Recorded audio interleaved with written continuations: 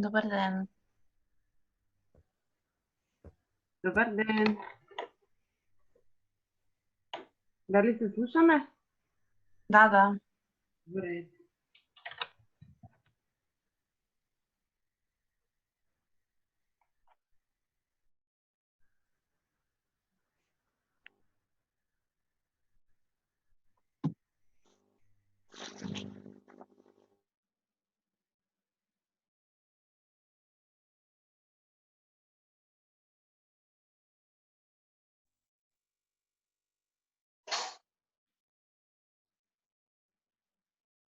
Јас би ве замолила само најпрво сите да ги исклучите вашите микрофони, за да можеме да се слушаме. Вака, добар ден до сите присутни. Јас сум Јана Димитриевска од Сдруженијето за дислексија Ајнштајн. И пред да започнеме со тренингот, јас би сакала само да кажам накратко неколку работи. Најпрво би сакала да ви се заблагодарам за вашето присуство на денешниот онлайн тренинг Основи на дислексијата. Овој тренинг представува дел од активностите на проектот Младенска информираност за дислексијата, кој што е финансиски поддржан од Европската унија. И денешен говорник и обучувачки ни биде Славица Тасевска Николовска, која што е единствен лиценциран тренер за дислексија, за дискалкулија и за АДХД по светски познатиот метод на Рон Дейвис. Сега јас не би должела повеќе. Славица, повелете. Здраво на сите. Јана убаво ме представи, не морам да се представувам самата. Драго ми е што денес сте овде пред вашите екрани. Инаку да бидам искрена, многу би сакала ова да можевме да го направиме во живо, каде што би можеле да имаме подобра интеракција. Меѓутоа, еве, мораме да се привикнуваме и на ваквата состојба. Се надевам дека ќе го задржам денес вашето внимание со моето предавање. Во главном предавањето ќе биде за природата на дислексијата според теоријата на Рон Дейвис, за да може подобро да се разбере, да може подобро да се разберат децата, учениците, сеедно во кое својство се денес овде. Понатаму и ќе добиете и некои препораки, значи како да се постапува со овие деца, се разбира, откако ќе бидат препознаени. За почеток, јас би сакала, како вовед, да ви пуштам еден краток филм, кој што многу убаво ја отсликува дислексијата. И според кој може би ќе препознаете некои ваши ученици, ваши блиски или вашите деца сеедно. Погледнете го филмчето и потоа накратко и ќе го објаснам.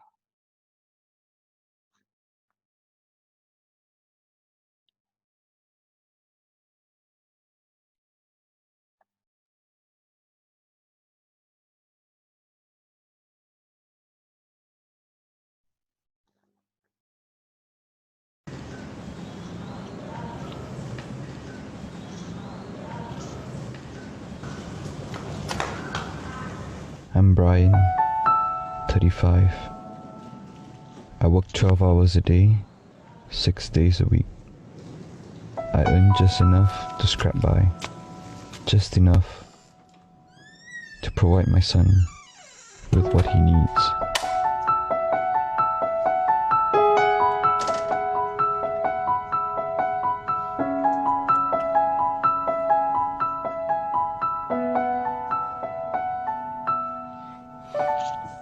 Appropriate.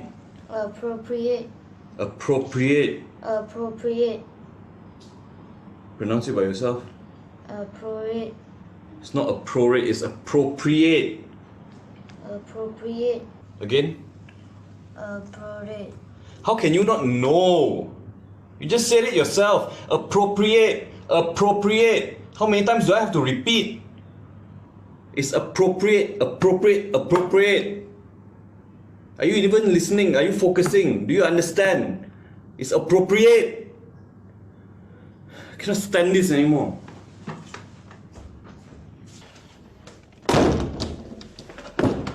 What else can I do? Another day, another complaint, another beating. Nothing changes. Maybe it's just stupid. Sir, your son hasn't completed his homework again. He hardly focuses, he can barely read, and he can't write properly. At the rate he's going, he's lucky if he even makes it out of here.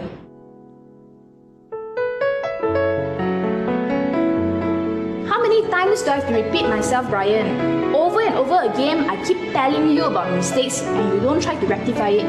Why don't you listen to me, Brian? Do you even understand what I'm saying or not? Brian, why don't you answer me when I talk to you?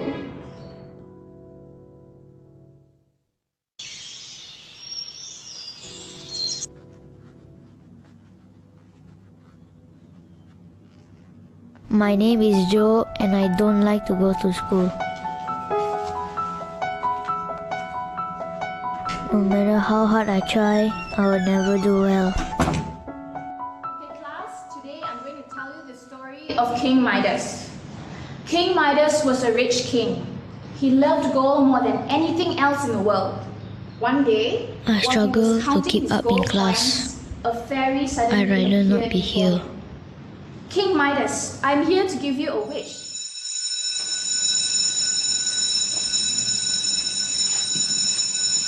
Yay, got a long holiday. What are you going to do for your holiday?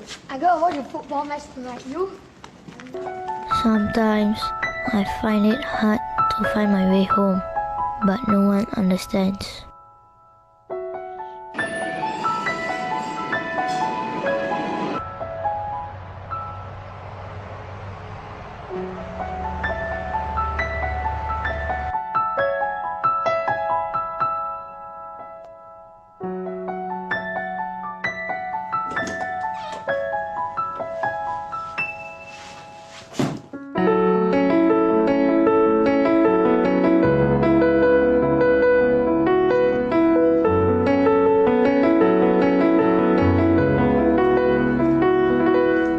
It's always like this. It's never good enough.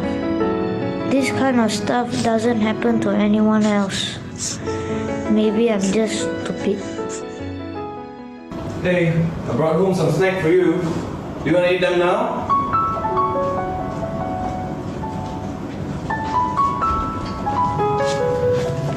Hey, why are you crying, huh? There's no need to cry. I'm sorry I've been scolding you so much lately. I know it's hard, but we gotta try. You don't give up too, okay? We'll try our best. Sometimes I want so badly to tell him things will get better, but I can't because I don't know if they will.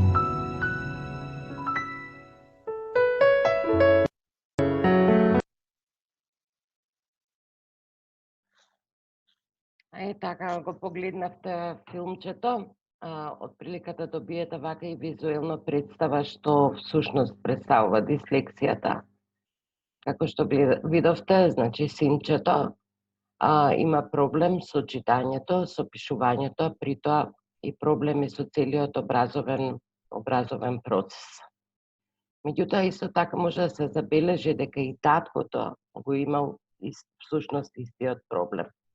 Јас потоа ќе го појаснам тоа дека многу често се случува, барем од моето искуство со работа во изминативе 4 години, кога ја објаснувам состојбата за дислексијата, што всушност таа представува, голем дел од родителите и самите се препознаваат во тоа.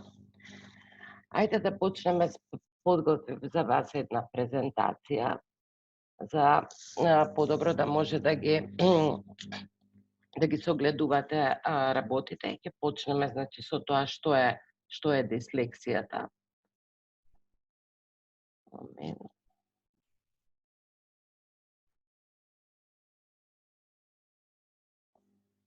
Така се надевам дека добро се гледа на вашите екрани.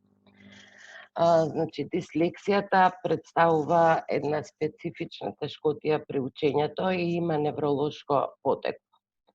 Оваа реченица има во сите дефиниции за дислексијата. И понатаму во дефинициите се образложува, значи, каде всушност се оваат тие тешкоти и се наведуваат сите оние знаци на дислексијата.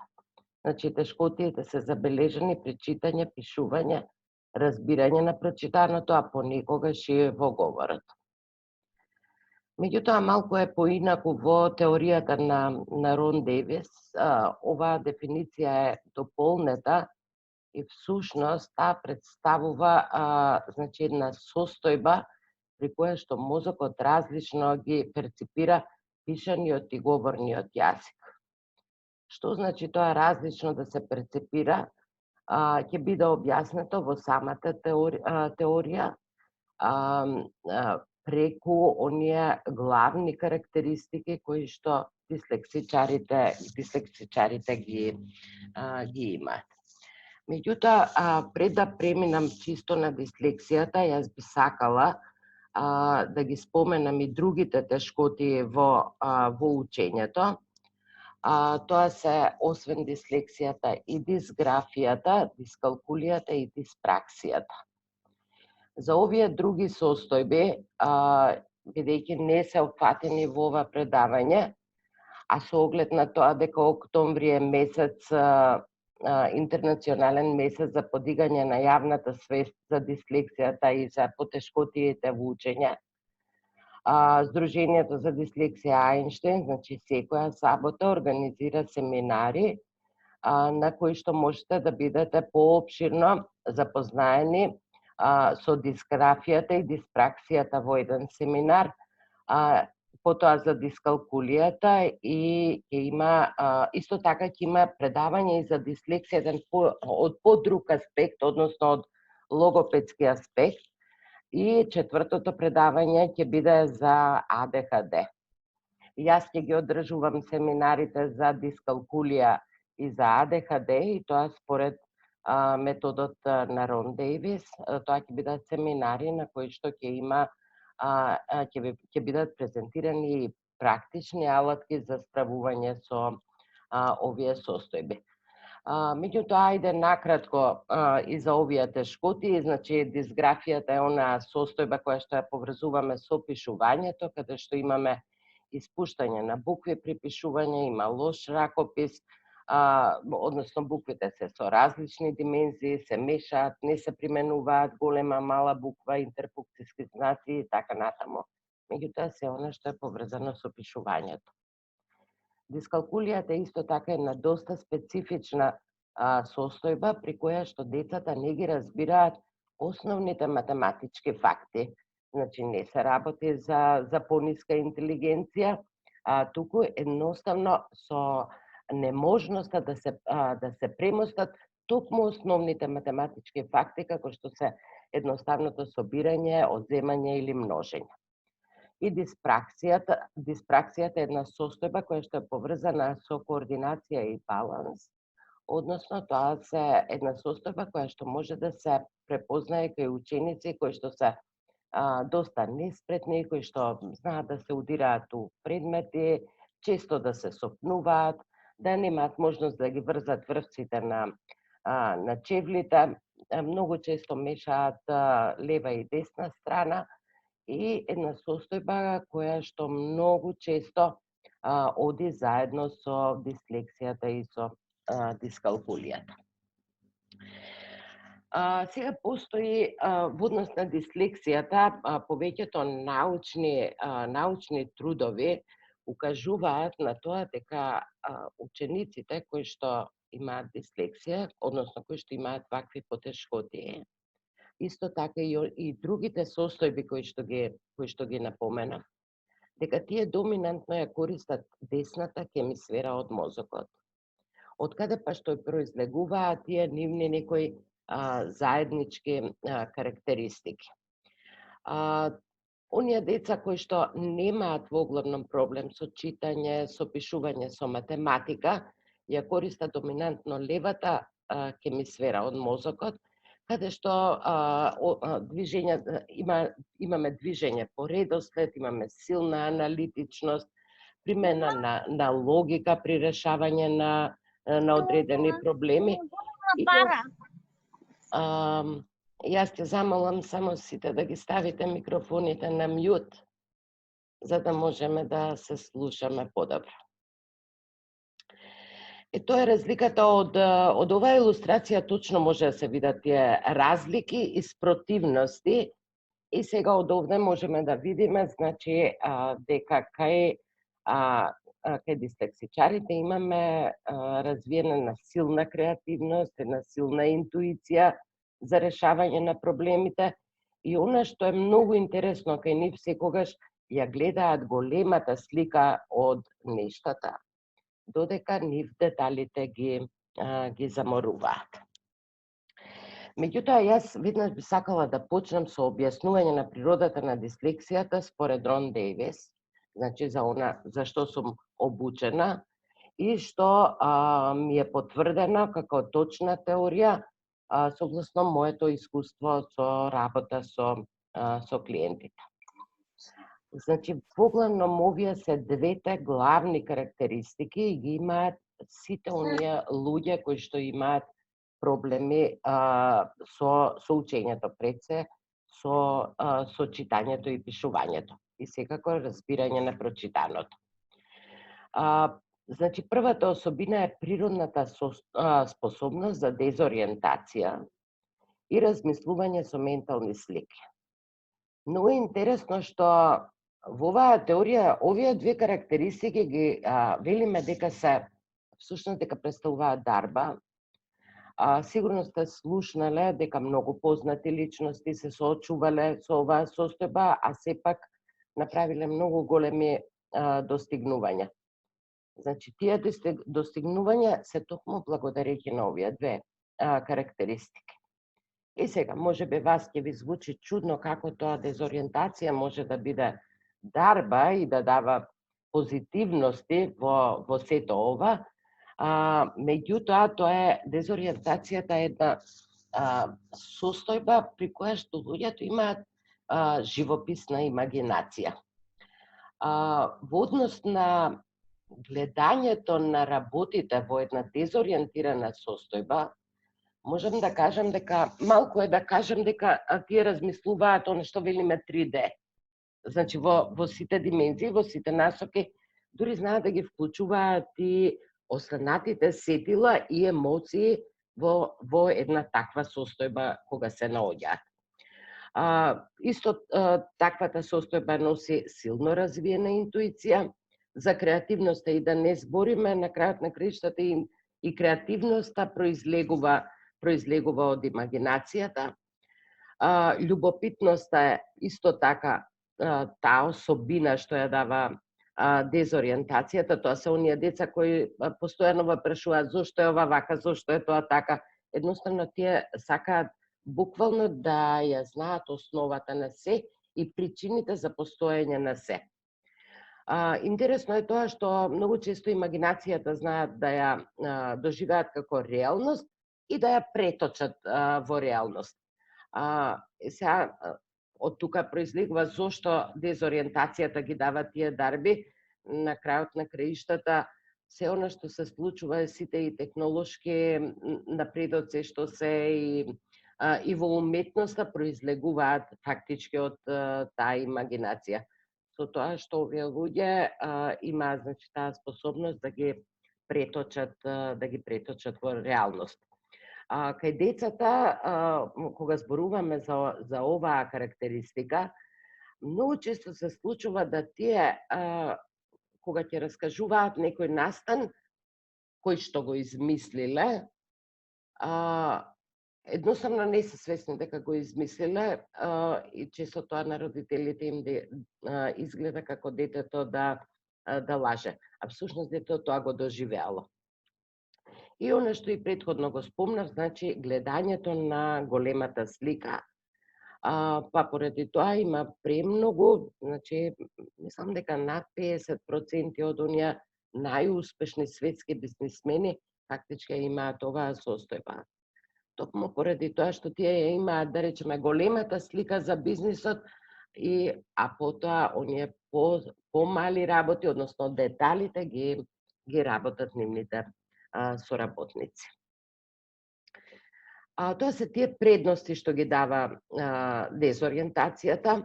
Меѓутоа да објасниме каква состојба е всушност таа, во кој дел таа пречи при оваа процеси на учење, при читањето и пишувањето. Значи, дезориентацијата може да влијае на 4 области. Значи, кога еден човек е дезориентиран, тогаш е нарушена визуелната перцепција. Да биде појасно, што значи тоа? Тоа значи дека едноставно мозокот не прима информација тоа што очите гледаат, односно она што е навистина напишано.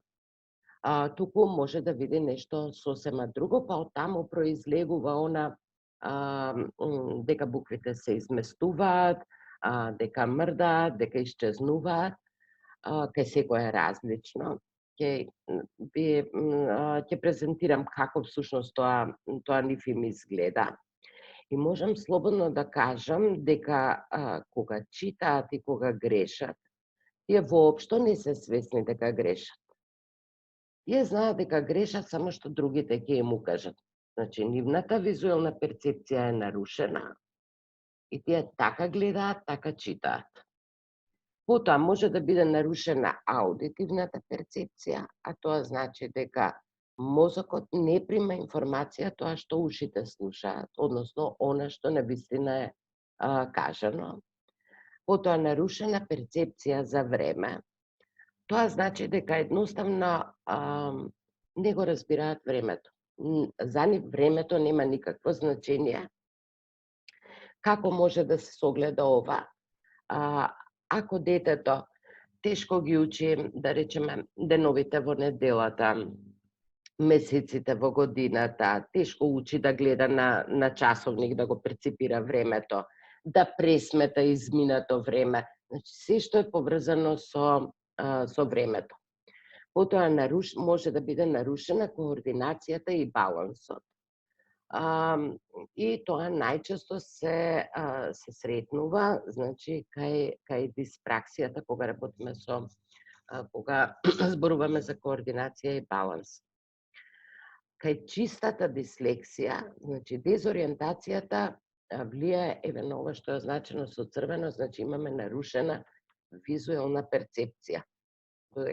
Доколку имаме нарушена перцепција за време, тоа е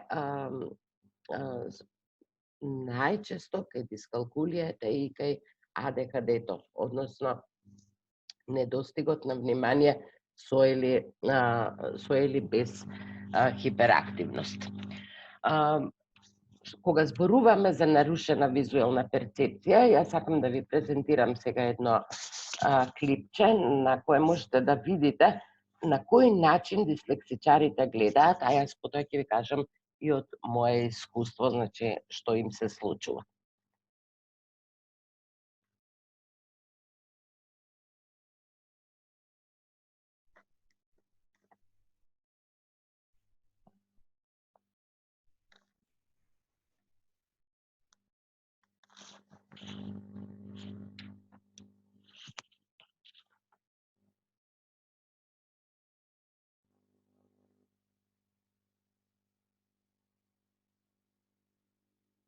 So what does dyslexia look like to someone with dyslexia? What does the text appear to look like?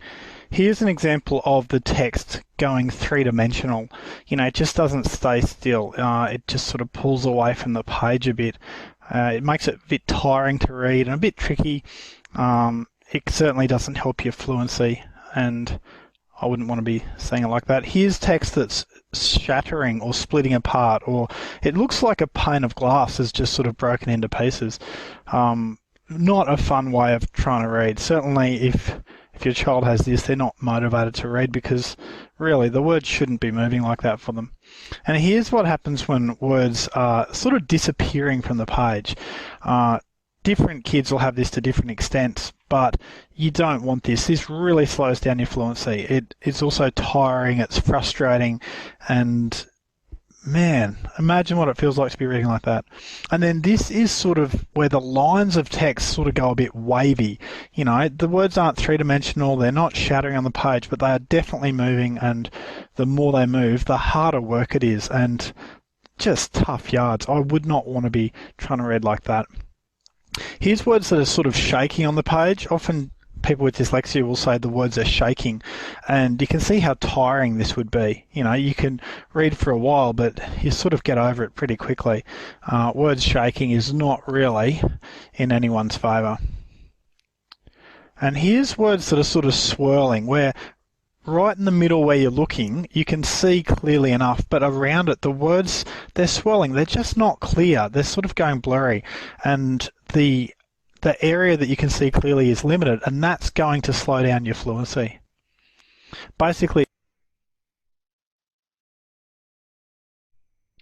Значи, како што можете да видите, тоа се сепак сведочења од луѓе кои што ја доживуваат таа дезориентација. Можам да кажам дека кај секој дислексичар не постојат 20 исти дислексичари, кај сите е различно.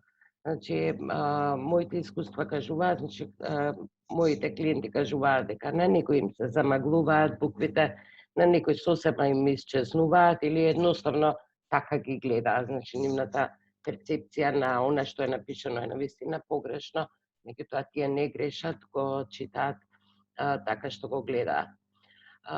Има еден многу интересен случај кој што јас секогаш им го кажувам на родителите кога доаѓаат на консултации.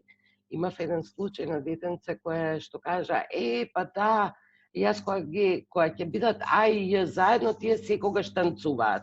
Значи, тоа го прави, запаѓаат во дезориентација, збунети се од нешто и едноставно навлегуваат во нивната имагинација, каде што А и Ј танцуваат.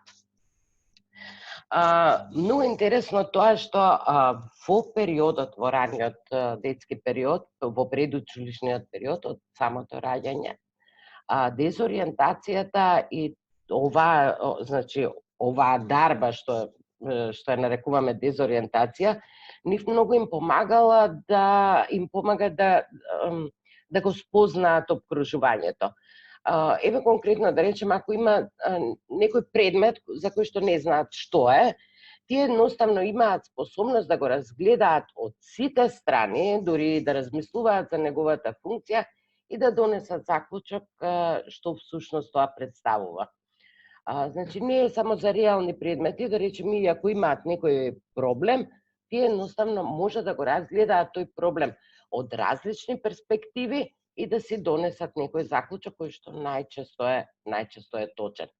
Затоа овие деца во предучилишниот период навистина делуваат и многу харизматични, многу интелигентни, наоѓаат решение за, да кажеме, за нерешливи проблеми. Многу често родителите се чудат од каде детето ги знае сите тие работи, меѓутоа ете така тоа се тие нивни карактеристики.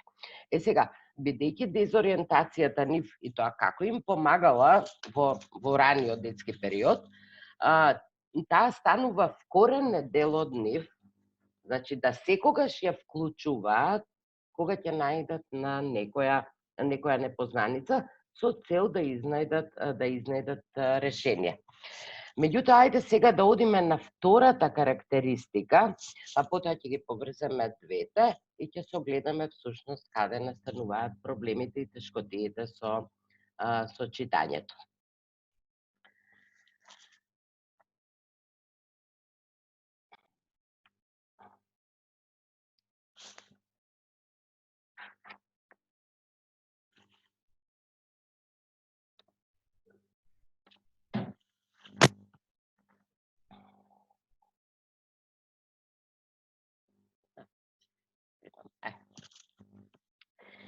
Значи, втората нивна карактеристика, рековме дека е сликовитиот начин на размислување. Хајде малку тоа подобро да го објаснам. Значи, што значи сликовито размислување? Тоа значи размислување со ментални слики, наместо со звуците на зборовите. Сега ќе се согласите сите дека сликовитиот начин на размислување всушност е природниот начин на размислување на еден човек. Значи, детето кога ќе се роди и во на првите месеци, нели, постепено се вклучува во говорниот јазик што му зборуваат другите, тоа размислува со слики. Значи, како се сретнува со говорниот јазик од своите блиски, од мама, од тато, почнува да го учи и да го разбира. И сепак и да создава некои слики за тоа. Сега, во периодот од раѓањето, некаде до 7-та година од живота, детето доминантно ќе прифати еден начин на размислување како доминантен. Или размислување со зборови, или размислување со ментални слики како доминантен начин. Работата е што дислексичарите го имаат како доминантен сликовитиот начин на размислување. И апсолутно немаат никаков проблем со таквиот стил на размислување до поаѓање на училиште, додека не се соочат и не се сретнат со символите, односно буквите, па интерпункцијските знаци, па бројките, кои што всушност не се слика. Сега, доколку еден човек има таков стил на размислување со ментална слика, значи неговиот мозок секогаш ќе бара слика за да може да ги разбере работите. Сега, колку е поголема доминацијата на сликовитиот начин на размислување, толку тешкотиите со читањето ќе бидат поголеми. Интересно е тоа што сликовитиот начин на размислување е многу побрз отколку вербалниот начин на размислување. Затоа што од една слика добиваме многу повеќе информации отколку самиот збор. Еве како што е овде прикажано, значи мачето може да се види во целина, да се видат очите, да се видат шарите, потоа обкружувањето околу мачето, значи се добиваат многу информации. Тоа е уствари затоа и велиме во оваа теоријата на Рон Дейвис дека и сликовитиот начин на размислување е дарба, меѓутоа дарба која што пак пречи во овој вообичаениот систем на образование кој што е поврзан со буквално се е поврзано со читањето и пишувањето.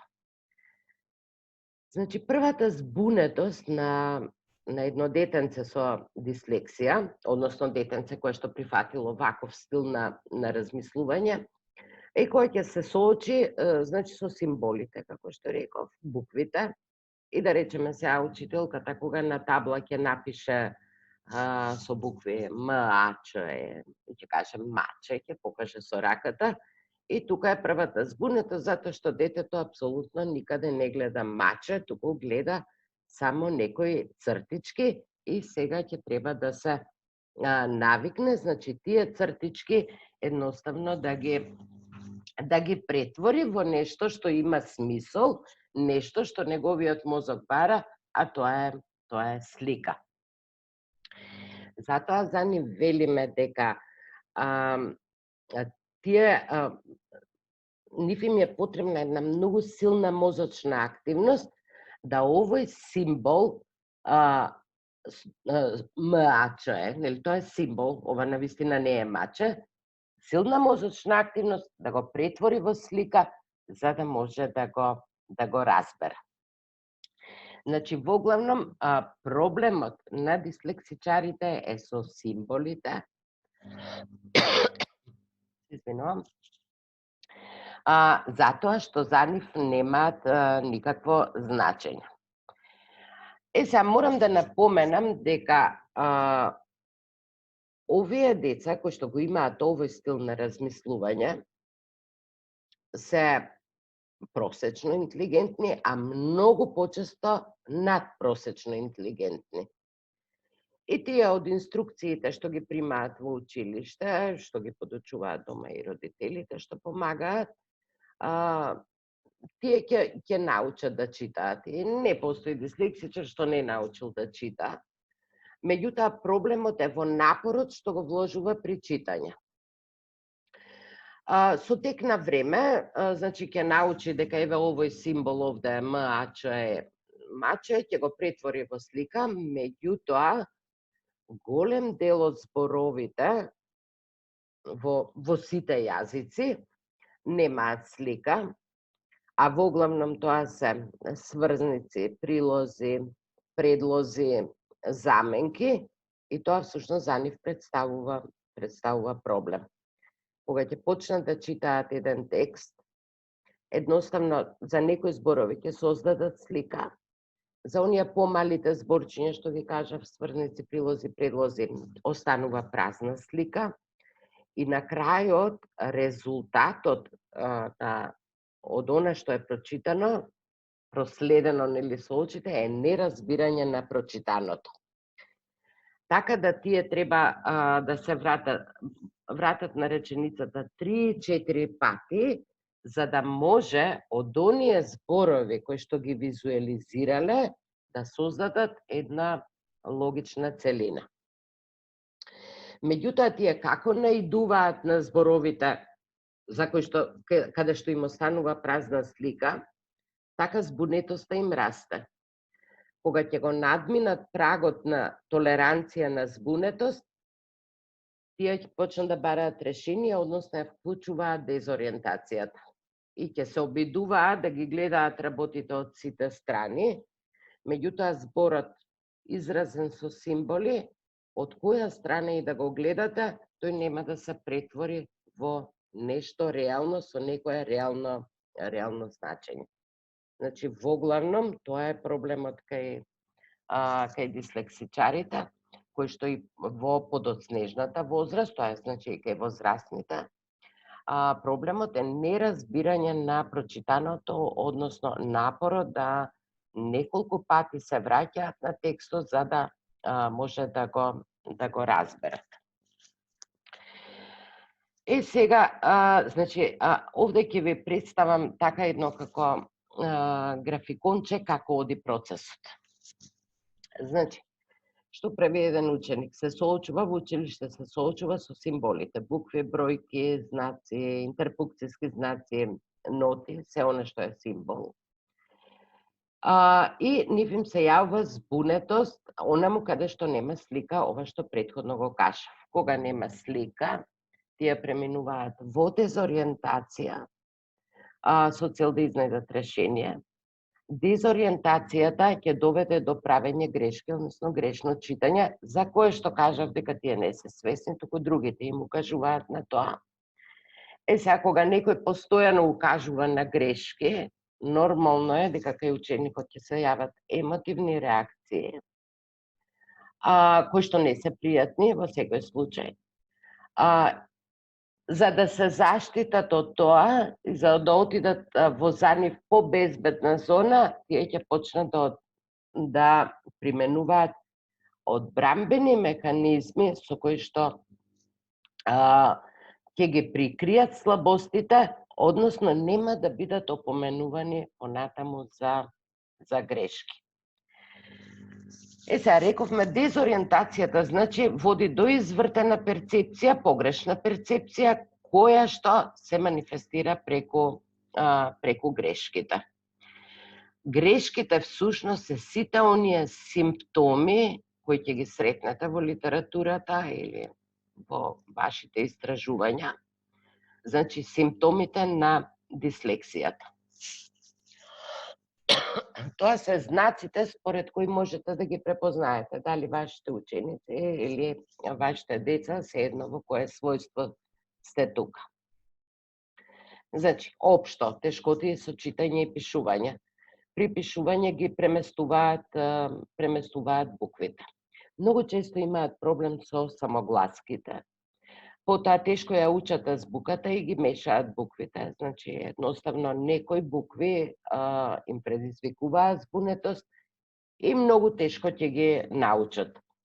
Во македонскиот јазик многу е карактеристично што ги испуштаат членовите на членуваните зборови од именките, така да членувањето на именките за нив апсолутно ништо не значи. Потоа не ја знаат употребата на голема и мала буква, тоа е изразено при пишувањето, значи таму немаме интерпункцијски знаци, нема мала голема буква, па има мешање на кирилица и латиница букви и така натаму. При читањето, значи воопшто не ги забележуваат интерпункцијските знаци, затоа што се обични цртички, за нив не знаат ништо, и ако тоа добро не им се објасни зошто тие служат и зошто се ставаат во текстовите, тогаш тие навистина едноставно ќе ги игнорираат. Многу карактеристично после и за подоцнежната возраст, кога децата веќе ќе научат да читаат, е што ги нагаѓаат зборовите. Значи, они ќе ги видат првите неколку букви, потоа го кажуваат оно што мислат дека пишува, нешто е навистина напишано. Значи, ова кажавме, испуштаат или додаваат букви при читање, брзо се заморуваат, мислам дека тоа е јасно од она претходно изложеното зошто се заморуваат, исто така и кога пишуваат, затоа што всушност пишувањето е обратен процес од читањето. Кога тие нешто треба да напишат, тие ја имаат сликата, меѓутоа таа слика сега треба да ја преточат во символи. Имаат тешкоти со работната меморија. Што значи тоа? Тоа значи, да речеме, кога ќе почнат да читаат, тие толку се вложуваат концентрација за да прочитаат и да протумачат некој збор што значи, што кога ќе стигнат до крајот на реченицата, тие веќе заборавиле кои претходни зборови ги прочитале. Доколку едно дете има дислексија, тоа значи дека ќе има проблем во математиката со текстуалните задачи. Значи, не мора да има проблем со математички операции, меѓутоа, ради неразбирање на прочитаното може да има проблем со овие задачи кои се изразени со зборови. Многу често тешко може да запамтат низа на инструкции и нормално не сакаат да читаат на глас, затоа што се постојано опоменувани за грешките и затоа што се подсмевани од соучениците. Од претходното, ова што го видовме, значи сите овие грешки, грешиш, дома кажуваат дека греши, на училиште кажуваат дека греши, рековме дека има емотивна реакција кај децата, при што кај нив најчесто се создава чувство и мислење за себе си дека се глупави. Тоа го видовте и во накраткото филмче на почетокот. Еве вака што се случува, да речеме, дома. Детето знае дека утре прави тест и тоа знае дека се труди. И верувајте дека дислексичарите се трудат максимално што можат. Тие во принцип сите се амбициозни, иако така тоа не изгледа. Еве како што вели тука, толку се трудам и секогаш знам дека пак единица ќе добијам. Веќе оди на тестот и кај него се случува таа збунетост, се зголемува збунетоста, се јавува дезориентација, буквите почнуваат да летаат, да се изместуваат или кој како го доживува, рековме дека кај сите е различно. И веќе оди во дезориентација и во својата имагинација и веќе му е надвор поинтересно, но сепак е свесен дека ќе ги разочара родителите. Оди дома, таму ја затекнува тетката која што кажува дека неговата братучетка добила 5 на тестот, па фрустрацијата кај детето ќе расте. Мајката ќе каже, нервите ми ги искина, до кога вака ќе тераме. Дедото нешто ќе биде помек, па ќе му каже, не учиш, внучко, мрзлив си. Таткото многу често и ќе го навреди и уште повеќе ќе ги зголеми фрустрациите. Значи, не само дома, тоа им се случува на децата и на училиште, доколку наставникот не ја знае ваквата состојба и не ја знае природата на дислексијата, иако наставникот не е свесен дека детето навистина има тешкоти со овие активности и тука ќе одат низа на навреди, дека не се труди доволно, а верувајте дека нема поголема казна на дете со дислексија да му кажете дека не се труди доволно. Значи, тоа е за него, тие навистина го даваат максимумот од себе. Се уште не си напишал, или ајде пишувај побрзо, па гледа другите деца пишуваат побрзо, па си вели, па што не е во ред со мене, зошто тие можат и јас не можам. И на крајот, заклучокот е како што гледате, најчесто помислуваат за себе, значи дека се глупави. За да се заштитат, значи, од сето ова, а пак ќе напоменам дека најчесто се надпросечно интелигентни и тие се во состојба да измислат многу, може да измислат илјадници начини да се заштитат од се ова, односно да ги прикријат слабостите. И како што видовте во сликовитата представа, дека тие ќе почнат да применуваат одбрамбени механизми, за кои што јас можам да кажам дека применувајќи ги нив, всушност тоа ја прави вистинската неспособност за учење, затоа што ја прикрива состојбата не е препознаена и едноставно нема да му се понуди помош ако не е препознаена состојбата. Најчесто применувани значи одбрамбени стратегии им се симулирање на болест. Може да е симулирање на болест, а може и на вистина да ја предизвикаат болеста, односно да покажат болки во стомак или болки во главата, значи од целиот тој притисок што го чувствуваат, меѓутоа знаат и да симулираат болест. Потоа може да учат на памет и едноставно да изрецитираат нешто за да добијат висока оценка, а при тоа ништо да не разберат. Многу често случува да одбиваат да одат на училиште. Тука можеме да наведеме повеќе причини за тоа, значи може да биде исмевање од соученици, од навреди од учителките или од соучениците, или од она што навистина му представува тешкотија читањето и пишувањето. Често одбиваат да читаат, односно да читаат на глас во оделението и може да се случи кога ќе му дојде редот да чита, да направи, не знам, некоја постапка која што едноставно ќе го оттргне вниманието на наставничката и за да избегне таа активност. Често може да биде проследено со недисциплина, затоа што за едно дете со дислексија многу е подобро да го прогласат за лош и немирен ученик, отколку да го прогласат за некој што не знае да чита, односно што е глупав. Или, спротивно од тоа, може ученикот да биде екстремно повлечен и едноставно да не комуницира, да не одговара на зададеното прашање од наставникот, што не мора да значи дека не го знае одговорот. Него едноставно од стравот од грешки може само да си молчи. Воглавном ова е природата, накратко, природата на дислексијата. Јас се надевам дека беше разбирливо.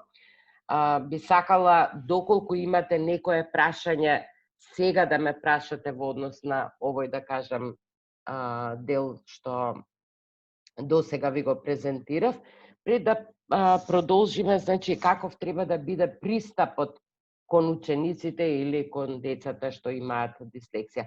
Така да, доколку имате прашање за овој дел, повелете.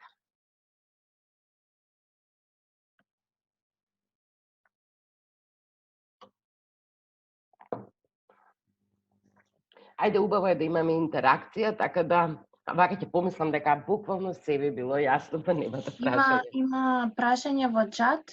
Да? Како да се препознае кај деца од 3, 4 и 5 години?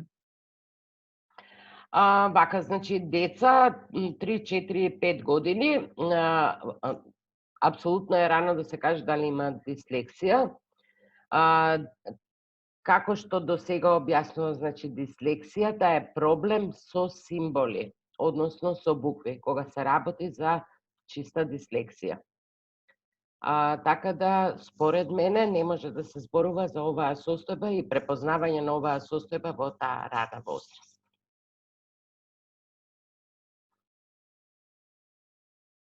Има Јана друго некој во чат? Сега за сега не. Океј, може би ќе има на крај прашања. Ајде да одиме на следниот дел, значи каков треба да биде пристапот кон учениците со дислексија, односно учениците што имаат тешкоти со учењето. Ја би ги кажала овие 3 златни правила, значи што е најважно? Најважно е да се препознае состојбата, за да може да се понуди помош или да се бара решение.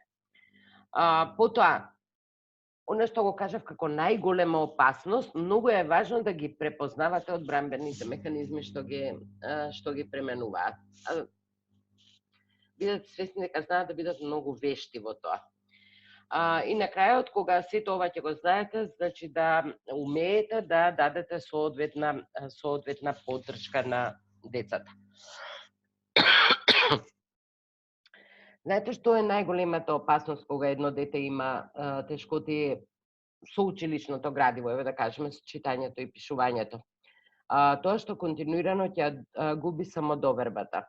Од помислата дека едноставно не може да ги совлада работите како неговите соученици, значи тоа во континуитет ќе губи самодовербата доколку не му се понуди помош во однос на тоа, односно да градат позитивна слика за себе.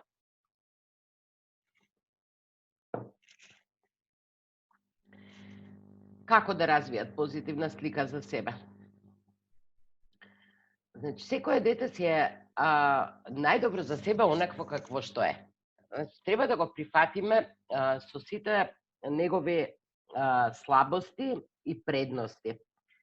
На крајот на краиштата сите деца одат во училиште за да учат и наша задача на нас возрастните е едноставно да им понудиме начин на учење кој што на нив им одговара. Инаку јас тврдам дека не постои дете што не сака да учи. Значи во природата на човекот е да учи. Така да тие може да одбиваат да учат, само доколку се соочуваат со некоја тешкотија во самиот тој процес. Треба секогаш да имате на ум дека постојат различни способности и вештини и секој има своја вредност. Јас на децата им кажувам значи дека учењето на јазикот, било да е говорниот или пишаниот јазик, не е нешто што му е на човекот природно и вродено. Значи, тоа е вештина што се учи исто како секоја друга вештина.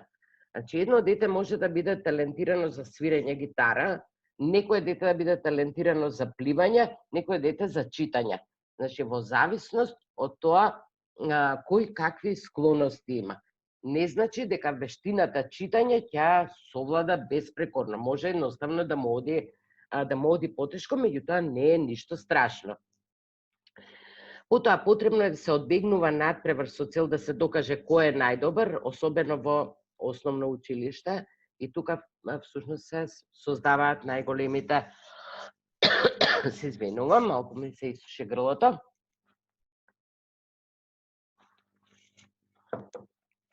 Затоа што тие знаат дека се трудат, а едноставно никогаш не може да бидат први. На ученикот дури и кога греши, никогаш не треба да му се каже дека е глупав, неспособен или мрзлив или дека не се труди доволно. Ви кажав дека тоа е најголем кошмар за едно дете со дислексија. Она што е многу важно е дека треба екстремно да му се дава поддршка и да се охрабрува детето во областите каде што тоа може да се изрази. Значи, да се форсира детето онаму каде што тоа ќе се почувствува успешно.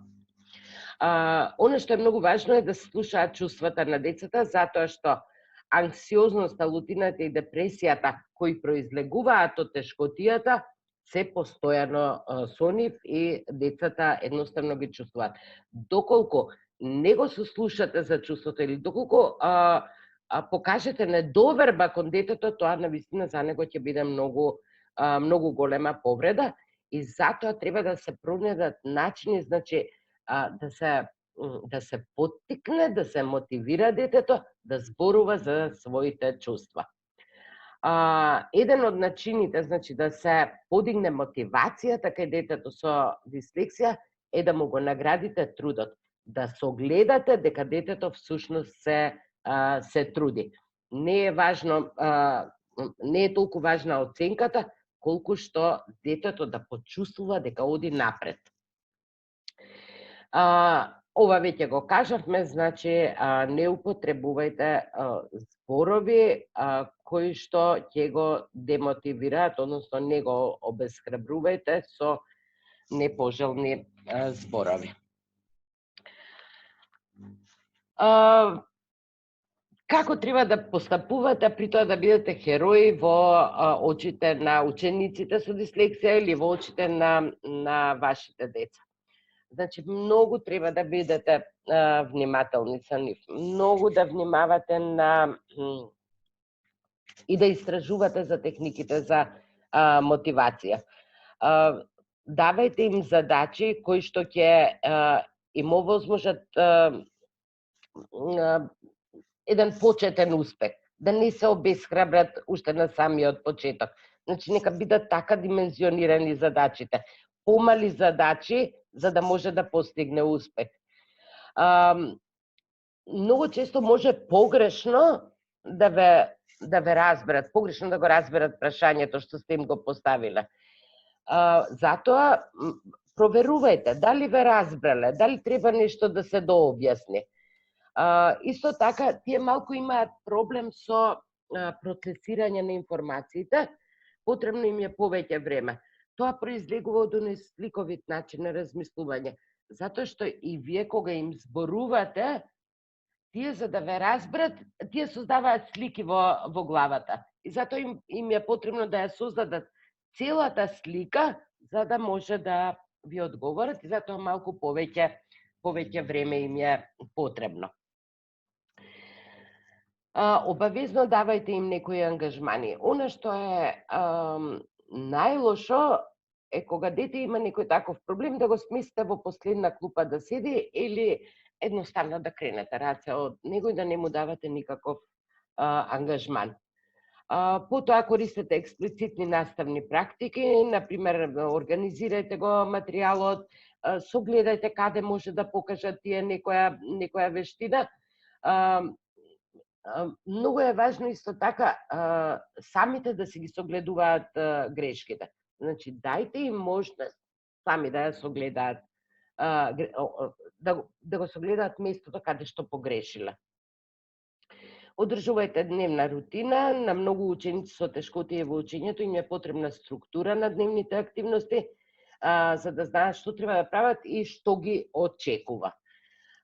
Не е лошо, убаво би било да користите креди во боја, така да тие ќе може да прават разлика меѓу редовите и едноставно полесно да ги препишат или да ги разберат.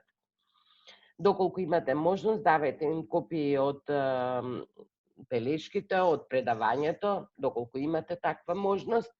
Тоа многу би им помогнало за да може дома повторно да го разгледаат материјалот.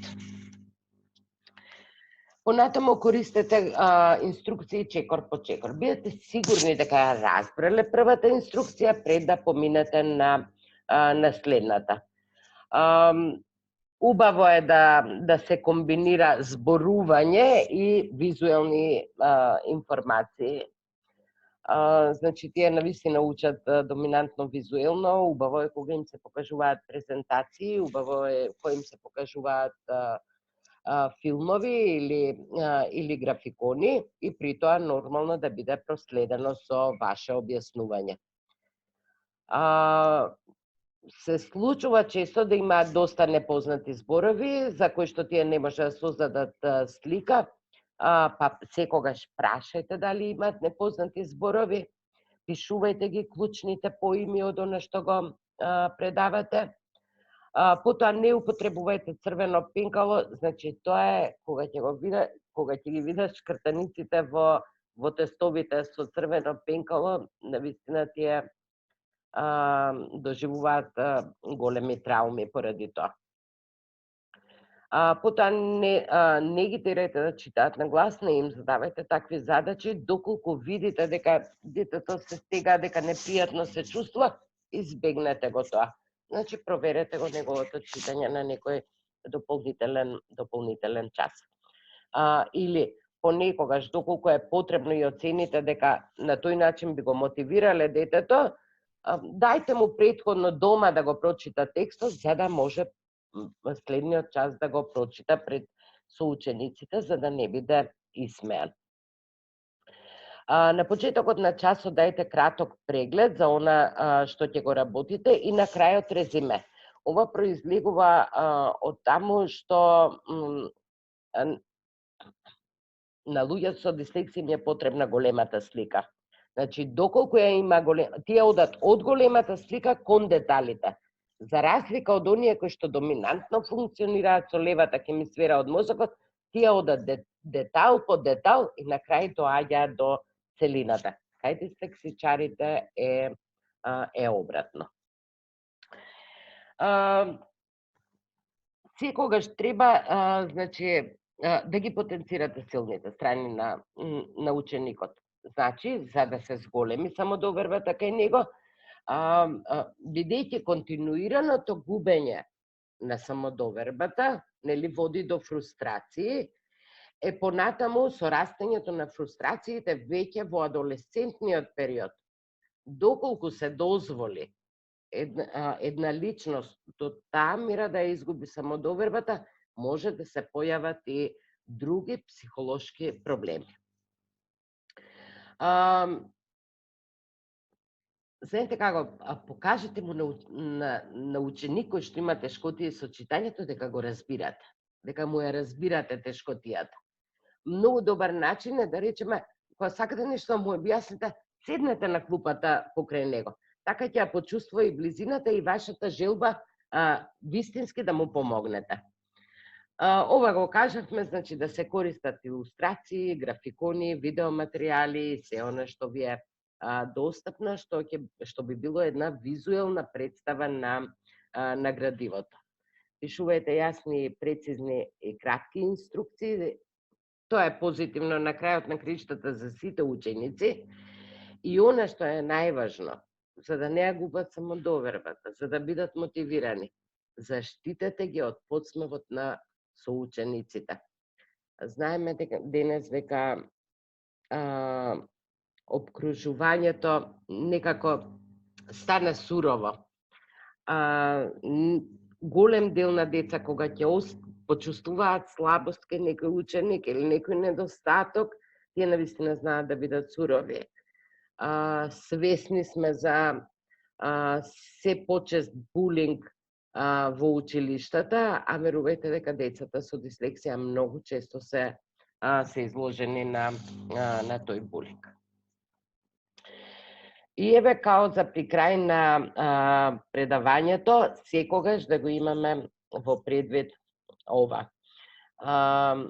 Значи, оваа карикатура каде што вели професорот, вика, за фер селекција треба сите да направите иста вежба. Односно, сите треба да се качите на дрвото. И сега гледате структурата на учесниците. И ова е изрека, значи, на Алберт Ајнштејн, кој исто така се соочувал со тешкотии во читањето. Тој, замислете, се соочувал и со тешкотии во математиката. А сепак неговото дело ни е познато на сите. И тој вели, секој е гениалец, но ако ја цените рибата по незината способност за качување на дрво, таа целиот живот ќе го помине мислејќи дека е глупава. Затоа согледајте ги предностите на учениците, на вашите деца кои што имаат тешкотии со читање.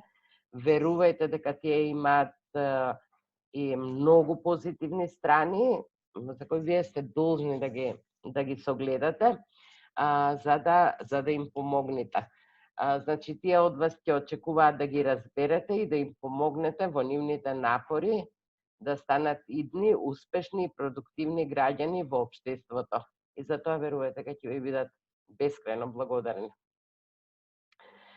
Јас денес толку имав да ви кажам за дислексијата. Пак ви давам слобода сите да прашате што, доколку нешто не ви беше јасно или доколку сакате нешто дополнително да знаете. Иако ви споменав дека ќе има секоја сабота, ќе има поопширни семинари од оваа област, доколку сте заинтересирани, можете да ја посетите страницата на Сдруженијето за дислексија Ајнштен, каде што ќе дознаете повеќе. Има едно прашање во чат. Со кои методи, форми на работа и техники би се надминала дислексијата? Вака сега, значи за дислексијата секогаш се работи еден на еден.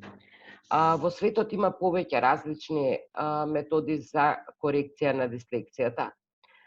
Велам корекција, затоа што дислексијата, како што и можете да согледате од моето излагање, е една природна, вродена особина.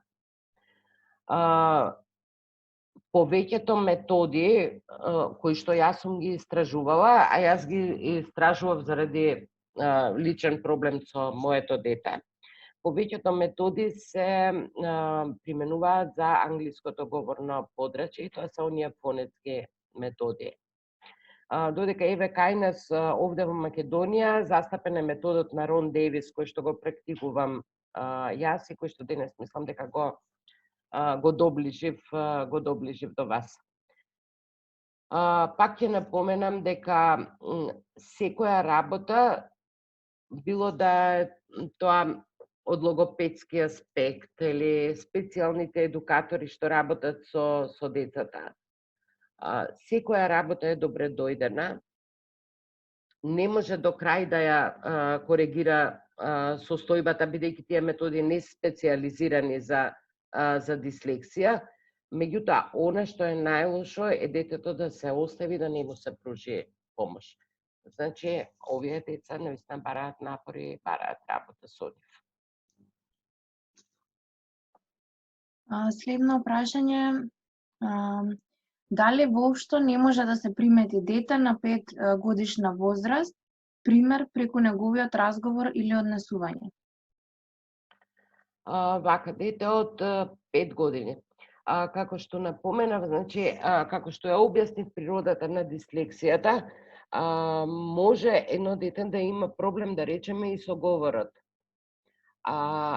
Доколку се забележи оној момент, значи во говорот детето да ја има сликата што сака да каже, а едноставно да не може да се изрази. И колку што знам, родителите и у предучилишната возраст се обидуваат децата да ги учат буквите, па и тука може да се согледа дали специфично некоја буква прави проблем. Меѓутоа, пак ќе напоменам, мислам дека на 5 годишна возраст нема потреба од паника, дали детето ќе се соочува со таквата состојба, дури можам да кажам дека и тоа е прерана возраст за било каква интервенција. Добро. Од Катерина Алексовска, во оделението имам 4 дечиња кои препознавам многу знаци на дислексијата. Во неколку пати сум се обидела да разговарам со родителите на оваа тема, но не сакаат да прифатат. Дури 2 од нив кажуваат дека дома тато или мама ги тепаат зашто не знаат да го прочитаат текстот. Значи, морам да изразам жалење за ваквата состојба. Тука, значи, наставникот сепак треба да има вештина да најде начин да им пристапи на родителите. Знам дека е тоа многу тешко. Значи, голем дел од родителите и воопшто не знаат дека постои ваква состојба. И што да кажам, навистина е жално, најверојатно тие деца ќе бидат жртви на дислексијата, а може би во нив се кријат големи таленти. Други прашања нема. Сега за сега. Да, еве да дополнам уште ова за Катерина беше. Да, последното од Катерина. Да. Обидете се да, еве на еден лист, да ги запишете овие карактеристики, овие знаци кои што денеска ви ги кажував. А сите тие симптоми можете да ги најдете и на страницата на Сдруженијето за дислексија. Напишете ги, едноставно дајте им го листот на родителите и најдобронамерно прашајте ги дали може би забележали нешто кај детето од тоа. Како предлог.